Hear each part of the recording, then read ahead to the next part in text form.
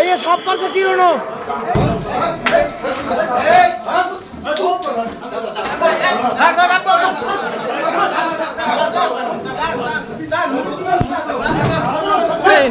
আমার কোপানোর উদ্দেশ্য হলো আমি আজকে আমার এক বন্ধু জগন্নাথ ছাত্রদলের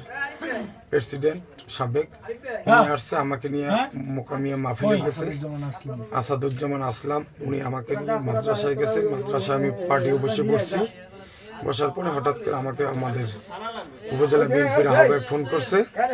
ফোন করার পরে আমি তড়িৎ গতিতে চলে আসছি যে এরকম আমাদের উপরে অতর্কিত হামলা করছে কে শাহজাহান কবিরের ছেলে শোয়েব কবির এবং আওয়ামী লীগের গুন্ডা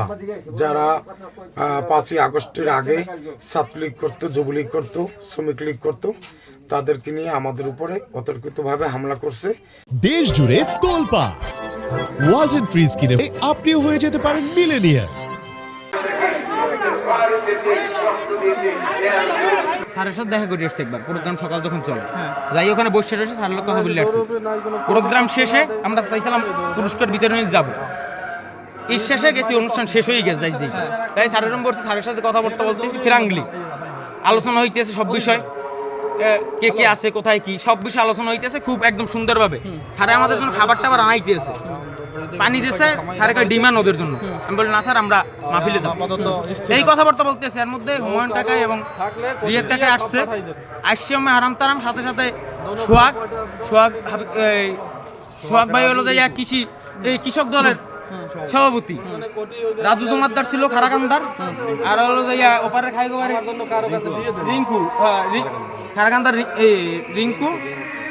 রিন্টু শিকদার আর যে খাইগোবাড়ির ছিল